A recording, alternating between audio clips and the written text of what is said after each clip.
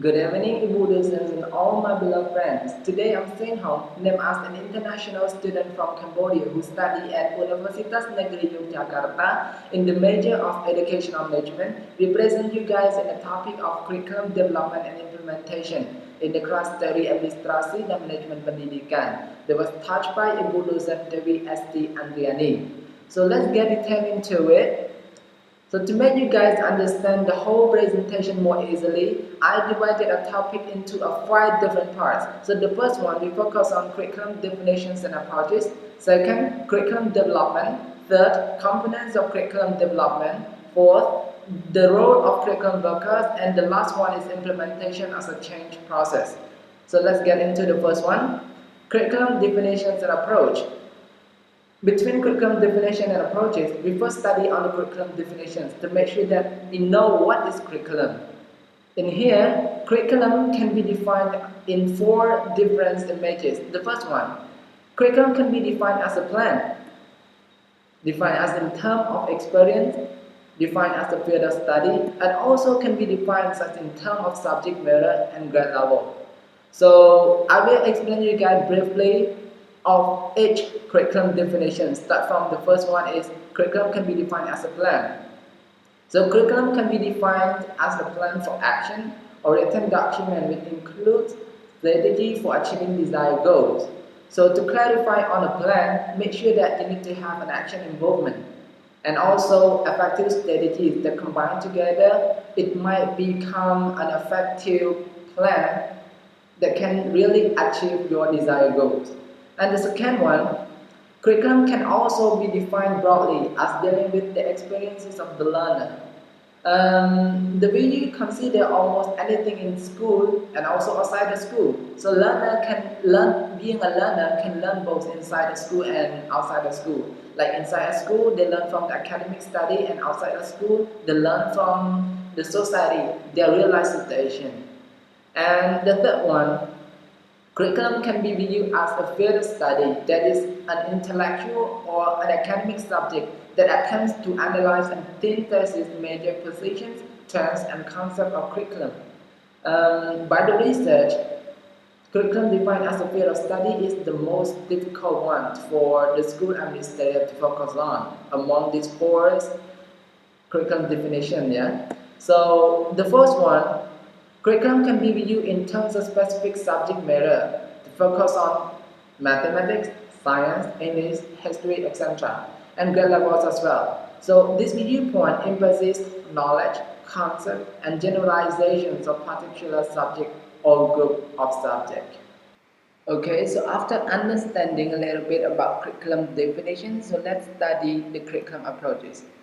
The curriculum approaches, there are 4 basic approaches to developing curriculum. The first one, behavioral approach. Second, managerial approach. Third, system approach. And the last one is humanistic approach. According to the research, most school administrators adhere to the first 2 approaches, the behavioral approach and managerial approach. And other 2 approaches like system approach is a little more theoretical, and humanistic approach tends to coincide with progressive thought. Every approaches are very important. They can really apply to the curriculum development. But if we do a comparison among the 4 approaches, behavioral and managerial approach tend to be the most important and adhere to the school administrator, while system and humanistic approach are a little bit related to the development of curriculum. So let's study why behavioral and managerial approach tends to be very important to the school administrator and also applied to the development of curriculum. Let's study the first one, behavioral approach. Rooted in the University of Chicago, the behavioral approach is the oldest and most popular approach to curriculum. And the definition of behavioral approach is emphasizes the scientific study of observable behavioral responses and the environmental determinants. In other words, it's a study of the connection between our minds and behavior. So to make sure we understand more deeply about the definition, I will pick up one example that can apply to the behavioral approach. Take as an example, in the classroom management, make sure that we have a student and teacher. So being a teacher, you need to apply behavioral approach toward the student, because You can see the emotion and behavioral responses from the student, how they enjoyable, how they feel comfortable to your class. Example, if the student don't feel comfortable and unenjoyable in your class, so make sure that you need to find another ways of teaching to comfort your class to be more enjoyable and happy. So this is very important being a teacher, you need to apply behavioral approach to make sure that the quality of study is increasing. Also, this approach considered today as a classic method and with by curriculum specialists and school administrators, combined together the behaviorism with progressivism. The procedures outlined are still applicable in varied school situations today. Yeah, as we can see, in the past until now, the behavioral approach are still applied into the curriculum development. That's the reason we can say that behavioral approach is very important. Second, managerial approach. The managerial approach considers the school as a social system, reminiscent of organizational theory in which groups of people such as students, teachers, curriculum specialists, and administrators interact according to certain norms and behaviors. The managerial approach is really related to the management. So if we talk about the management, yeah, the people involved like students, teachers, curriculum specialists, the administrator, the principal, we need to know the system so that we can take an activity, have a practice through the system that we have made. The managerial approach is rooted in the organizational and administrative school models of early 1900, a period that combined a host of innovative plans involving curriculum and instruction that center on individualization, departmentalization, non-grading, classroom grouping, homeroom, and work study activities. And the managerial approach became dominant in the 1950s and 1960s among school principals and superintendents. This is one of the examples I take from the book that I have reviewed. And the third one, systems approach. The systems approach, it was not far to leap from organizing people and policies, a natural view to organizing curriculum into a system. The systems aspects tends to use various units and subunits of the organization in relation to the whole. So having a system, we need to organize people, policy, and curriculum. Form it into a system so it will become a procedure or a theory. And managerial approach apply into system approach by taking the procedure or theory that we already set as a system to develop, to practice in school so that we can develop the curriculum well. And the research by George Bimcom, he was trying to convey that the 5 theories of education, they are administrative, counseling, curriculum, instructional, and evaluation that are applied realms of knowledge. Because there are the disagreement between the school leaders toward the 5 theories of education of being judged as a system or subsystem. Some school leaders said that curriculum is a system and administrative is a subsystem. But others said that administrative is a system and curriculum is a subsystem. So to solve this problem, George Bincham conclude that rather than disputing what the major systems or subsystems are, it is more important to design procedures that are applicable to the real world and use whatever theory that can be helpful. The 4, humanistic approach. The definition is humanistic approach emphasizes a person's positive qualities, the capacity for positive growth and the freedom to choose one's destiny. Humanistic psychology, which deals with valuing, ego identity, psychological health, freedom to learn, and personal fulfillment. Just remember that humanistic approach is related to your own personal thinking, the way you behave, the way you have an emotional and doing something. Here, this example, let's talk about the middle and upper middle class student, as well as a high achiever as well. Evidence suggests that these students exhibit high independence in learning, while the lower class students often lack inner control necessary for self-discipline, and low achieving students often lack cognitive skills necessary for independent learning. As we know, if we compare the student in lower class and upper middle class, student in lower class, they kind of a kid or child, so they don't have a strong mind to control their self-discipline yet. So if we compare to the upper and middle class student, they seem like an adult already.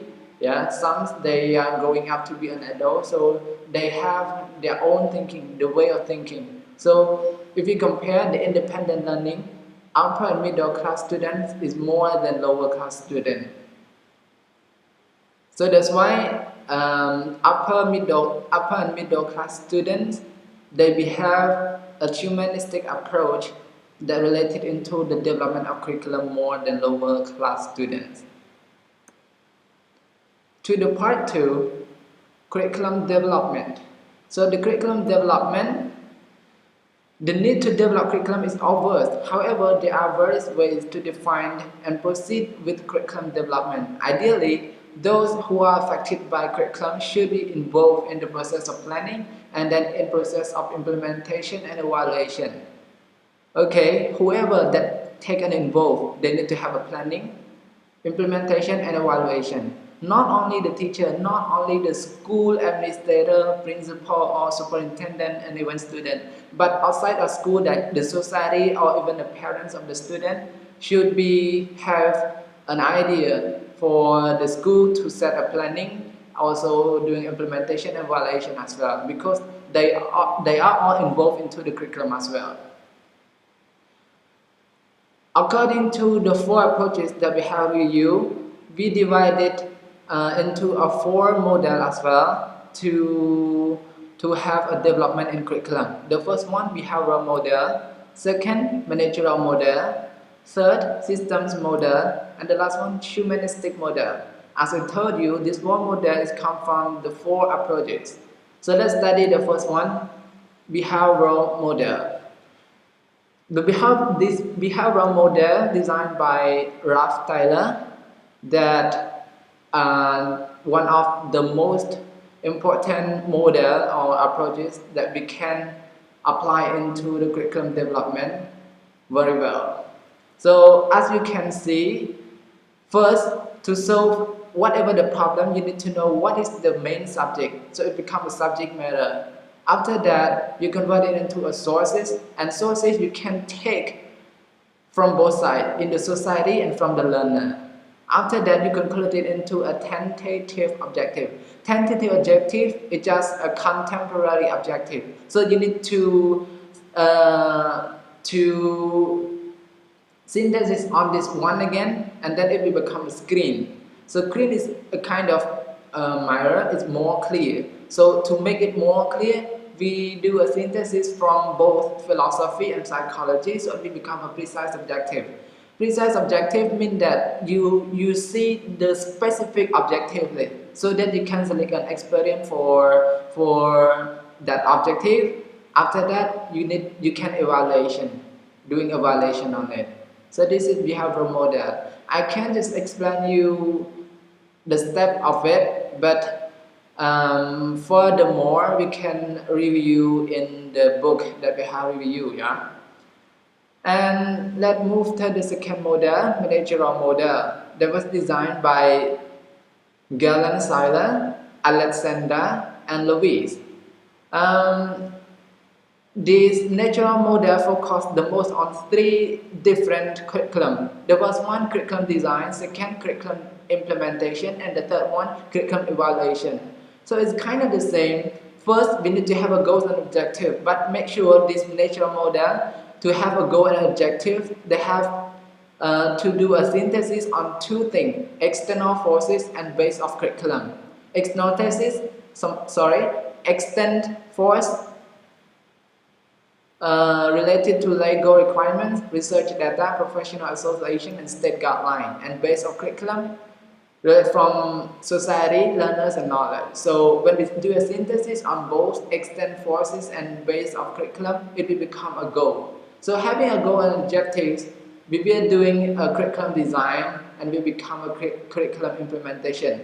After you doing implementation, sure thing that you need to do the evaluation because you want to know the implementation is good enough or not. But if not, you can take the curriculum evaluation to be a feedback and doing adjustment to become an objective again. So this model is kind of circle, yeah, a routine as well. So we do this again and again to make sure that we find the best objective for the management. Third, systems model. James B. McDonald, he was designed the system model. It's kind of simple. We focus only 4 different components. Like the first one, curriculum. We need to know what the curriculum. Second, instruction. Yeah, after we know the curriculum, we need to do an instruction training for those who are involved into the curriculum.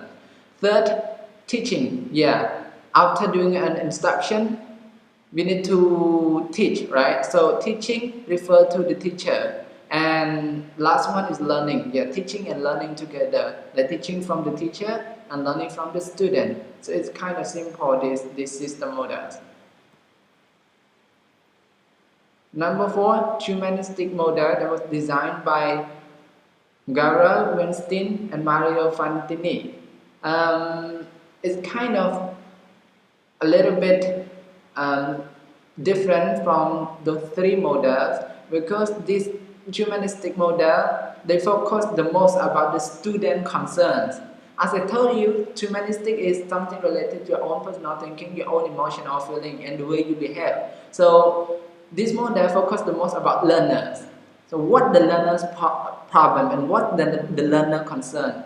So learner and concern, when we find the concern, they're doing a diagnosis. After we find the diagnosis, we're organizing the ideas and become a content that we need to study. So it will become learning skill that we need to study and take it as a teaching procedure. After that, it will become an outcome. So this is simple about the humanistic model. And the last one, it is a curriculum overview. This curriculum overview is just the curriculum to conclude from those 4 approaches, 4 models.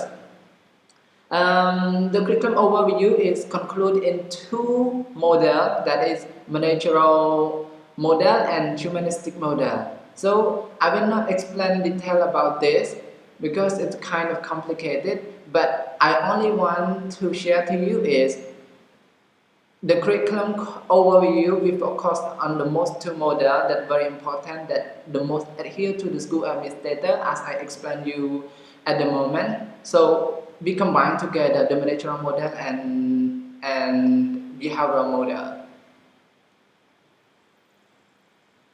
And we come to the part 3, components of curriculum development.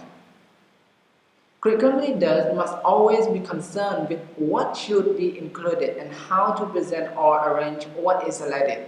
In other words, they must first deal with content or subject matter and then learning experiences. Regardless of curriculum approach or development model use, curriculum leaders cannot ignore these 2 components. See, they said that regardless of the curriculum approach or the development model. Of course, the curriculum development, we have that those 4 approaches and those 4 models that can develop in the curriculum. But besides them, we have the 2 components that is very important that we will study. That is criteria for selecting content and criteria for selecting learning experiences. Let's study the first one, criteria for selecting content. Curriculum planners should apply criteria in choosing curriculum content, although the following criteria are natural and can fit into any curriculum approach or model. Various philosophical camps might place greater emphasis on particular criteria. Sure thing, we need to have a specific content so that we know the way we practice into it, right? Here is a research from Hilda Taba in a classic text on curriculum maintains that content should include the following functions. The first one, 4 levels of knowledge. Second, new fundamentals to master. 3, scope. 4, sequence. And the 5, integration. And more recent text established 7 additional criteria to consider when selecting and organizing content. Whereas Tabas tests cognitive learning theory for her 5 criteria. So these 7 combine cognitive and humanistic psychology together. The first one, self-sufficiency. Second, significance. 3, validity. 4, interest. 5, utility. 6, learnability. And 7, feasibility. And the second criteria, the criteria for selecting learning experiences. Tyler, in his classic text on curriculum as well, outlined 5 general principles in selecting learning experiences. This experience can take place in the classroom and also outside classroom. So what is that 5 general principles to selecting learning experiences? This. 1. Learners must have experiences that give them opportunity to practice the behavior implied by the objective. 2. Students must obtain satisfaction in carry out on performing the learning experiences. 3. Learning experiences must be appropriate to the student's present attainments. And 4. Several experiences can attain the same objective. And the last one, the same learning experience usually results in several outcomes. And as you know, the curriculum that evolves in the classroom and school is based on lived experiences and an arrangement of subject matter or content. Yeah, to conclude it, only you have a content and take it, select it for the learning experiences. So these 2 components, it really can develop the curriculum well. So let's move to the part 4, the role of curriculum worker. So this part we need to study what is the curriculum worker. So by the definition, curriculum worker is a general team that includes a variety of educators from teacher to superintendent. Any person involved in some form of curriculum development, implementation or evaluation is a curriculum worker. So this point, as we know that every people in school we are taken involved into the curriculum development. What kind of implementation or evaluation? So even student, we can count as a curriculum worker as well because they include the evaluation part, I think. So it's not only in school but outside of school they become as curriculum worker as well. For example, like the parents of the student, they can join to doing evaluation as well. So of course, inside and outside school, we all count the curriculum worker because they take involved in the curriculum development. But for the specific, as an instance, curriculum supervisor, curriculum leader, curriculum coordinator, and curriculum specialist, they count as a curriculum worker. So let's see what are the curriculum workers. The first one, curriculum supervisor, is usually a chairperson, assistant principal, or principal. He or she usually works at the school level. And a curriculum leader can be a supervisor or administrator, not only a chairperson or principal, but also director or associate superintendent of curriculum. A curriculum coordinator usually has a program at the school district, regional or state level. It may be special, government funded program or traditional subject area involving math or English. And the last one, curriculum specialist, is a technical consultant from the district level, regional or state department of education or university. So after knowing the role of curriculum worker, we want to know what is their responsibility. But the problem is that assigning the responsibility within the school structure is important but unclear. That's the problem, because a variety of people like teacher, supervisor, principal or district personnel and even others are expected to serve in the role of curriculum worker. They expect to serve a curriculum worker, but not a specific like a curriculum supervisor, curriculum specialist, or curriculum coordinator. They name themselves as a curriculum worker, so that's why their responsibility is unclear. So to solve the problem, to have an adjustment, we must be made by each holder of a position. Okay, so let's study the role of curriculum worker. Here, we divide it into the 6 points. Start from the leadership role of the principal, managerial role of the principal, curriculum instructional role of the principal, the teacher and the curriculum, the central office and the district, and the last one is the team collaborative approach. Let's focus on the first one, leadership role of the principal. Here, we are talking about what type of leadership behavior is exhibited by the principal. The research by Peterson and Deere contend that many schools have toxic cultures that over time the staff becomes fragmented and demoralized. According to the Peterson and Deere, the school leader is the key in shaping school culture. So the principal must have a good communication core values, behaviors, and expectations in their everyday work and interaction with all staff. Also, there is agreement in a literature on the need in improving the leadership role of the principal. However, there is still a disagreement on what behaviors of practice principals should pursue and what extent a principal should be a general manager or a curriculum instructional leader. So sometimes in different schools, principals take a role as a leadership in general manager, some take a role of the curriculum instructional leader, so it is different. So to make sure that we need to consider being a principal, what role of leadership that you need to pursue on, a general manager or curriculum instructional leader.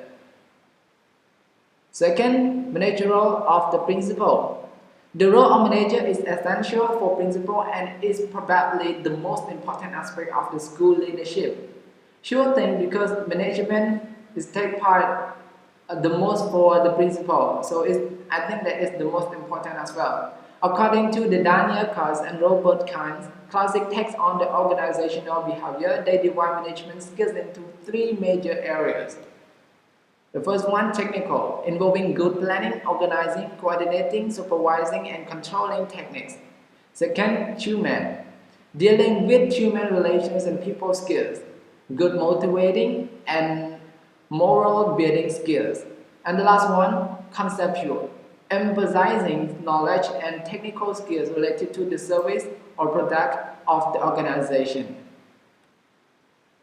In general, there seems to be agreement that principal must lead from the center, that is, be more democratic, delegate responsibilities, share decision-making powers, and develop collaborative efforts that bond students, teachers, and parents.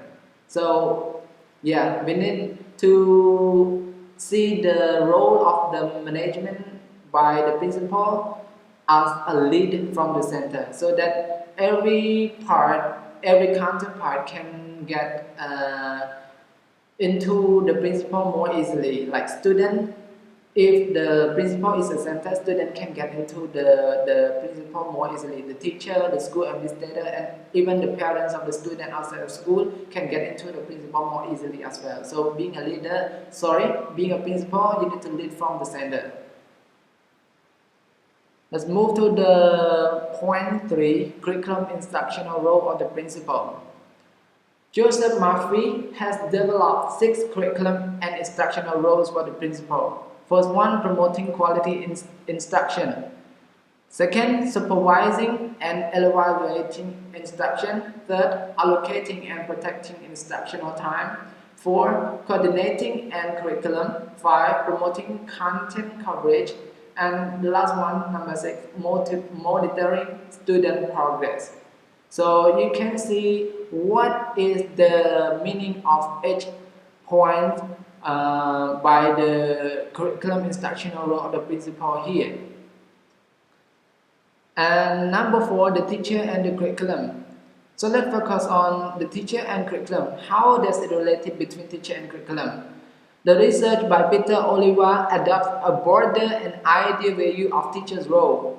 For him, teachers are the primary group in curriculum development.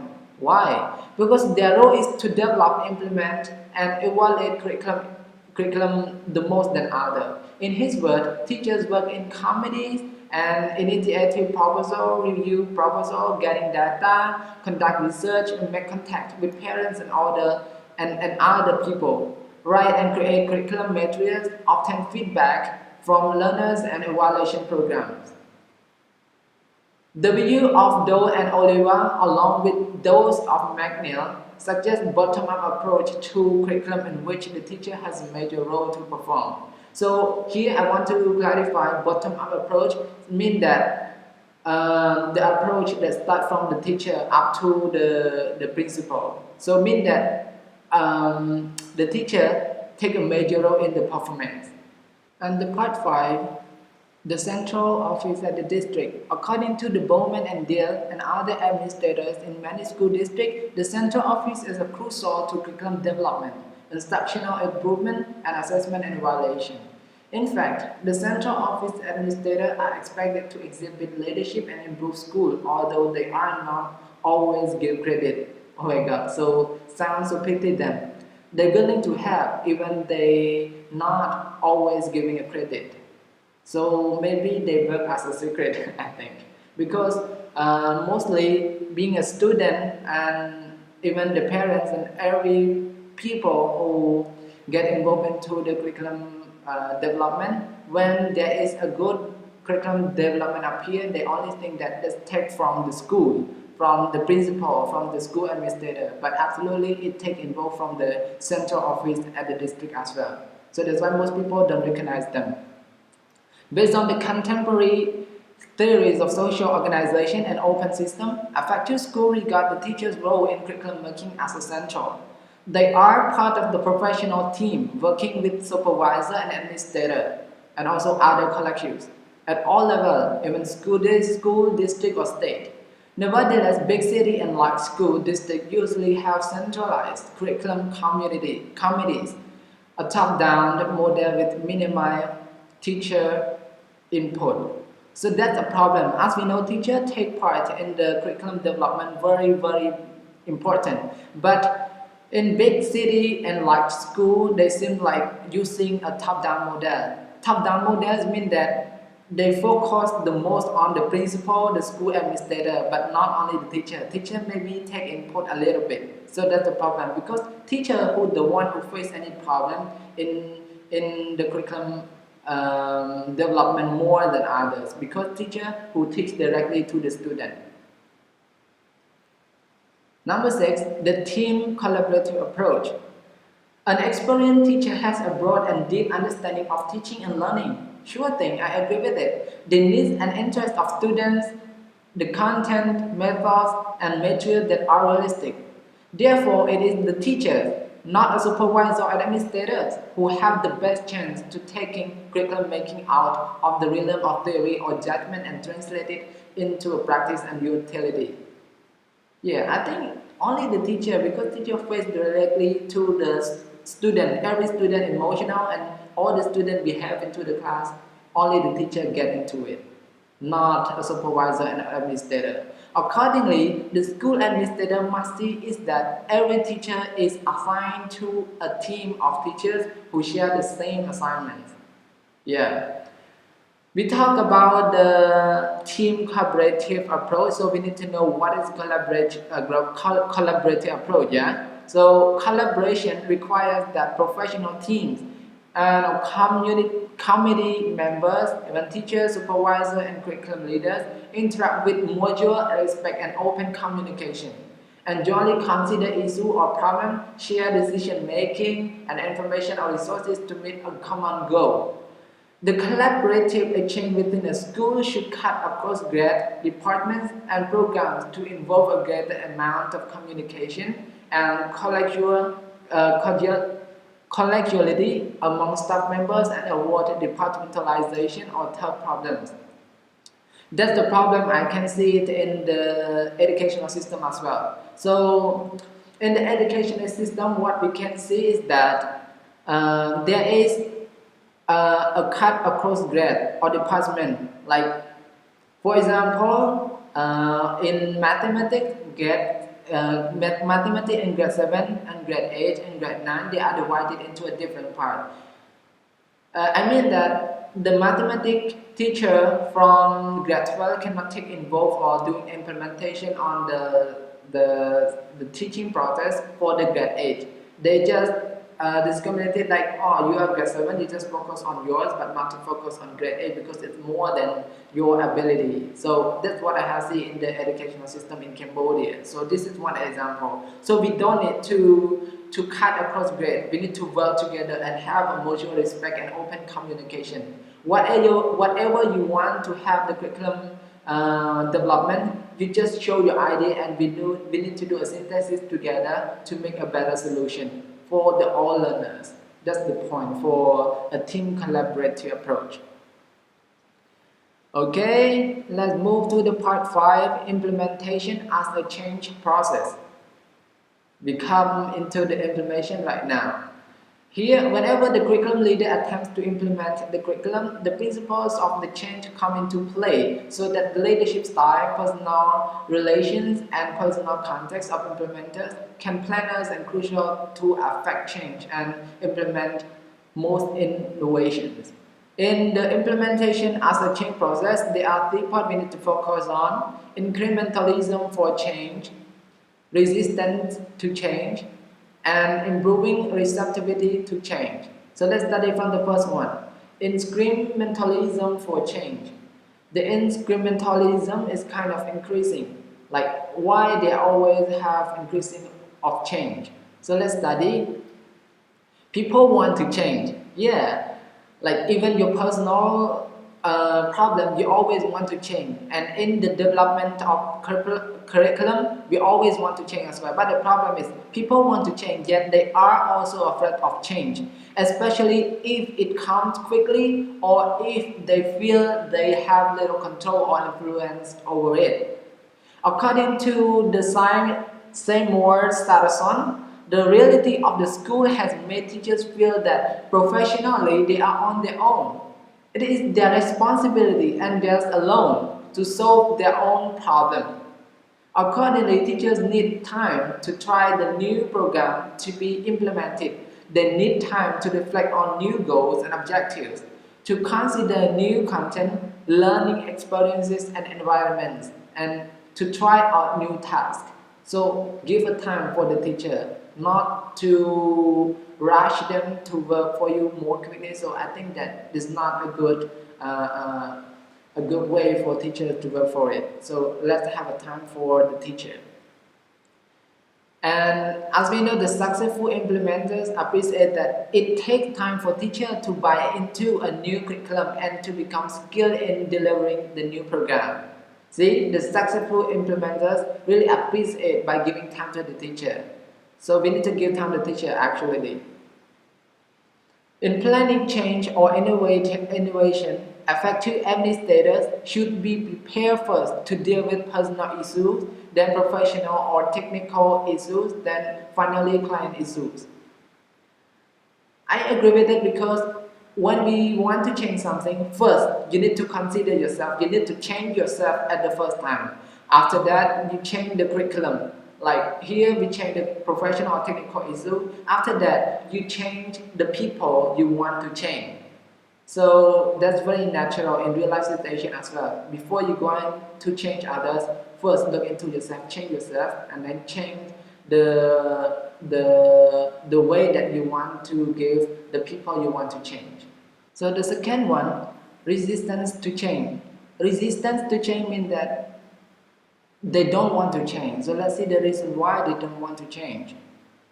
We have tradition to which we adhere and institutions that we cherish and we do not wish to change them. Yeah, absolutely. When we love and cherish on something, we don't have willingness to change. That's the things that we need to focus on. And also, wanting to keep things as they are is often mixed with believing that things do not need to change, or change being suggested is unwise and will thus be unproductive in meeting school objectives. Another reason, teachers frequently view change as just signaling more work or something else. and to add already overloaded schedule for which little or no time is allotted. Another reason that they don't want to change, like administrators have difficulty getting teachers to accept innovation because teachers themselves have found success and fulfillment first as students and now as teachers in this system, and for this reason many see no reason to change it. Because teachers themselves adopted into that new educational system, and they think that the student could be like them as well. The student can be grow to be a good person or good human resources by that educational system as well. So they don't willing to change because they see that as a norm already. Next, another factor that causes people to resist change is the rapidity of change. Sometimes people resist innovation and its implementation because they are ignorant. On the other hand, people often resist change too if no financial support or additional time is given for the effort. And the last one, resistance to change is also good.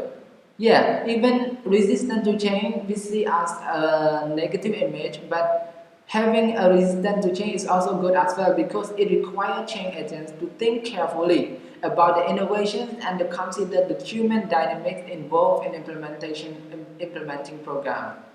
So if it's hard to change, being an administrator agent, make sure that you need to think carefully to make an innovation so that the teacher accepts what you want to change.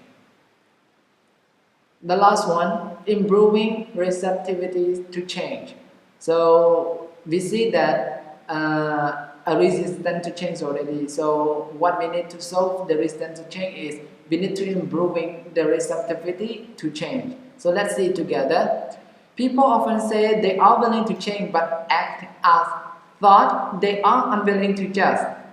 See, like they just say it out, I want to change, but inside of them, they don't want to change. They're unwilling to adjust for it. So that's the problem. So improving receptivity to change, a successful change agents know how people react to change and how to encourage them to be receptive to change. Yeah, that's a good point. Second, curriculum innovation and implementation require face-to-face interaction and person-to-person contact, so that people charged with implementation must understand the interpersonal dimension of leadership. Sure thing, face-to-face we can see the real emotional and the real action of the people react to you. So this is important. Curriculum leaders can also increase educators' willingness to change by linking the needs and expectations of the individuals with those of the organization. As we know, misalignment can cause conflict. Hence, administrators need to recognize that they cannot always avoid this conflict, but they must manage it. The way they manage it is reflected in their own personality and leadership behavior.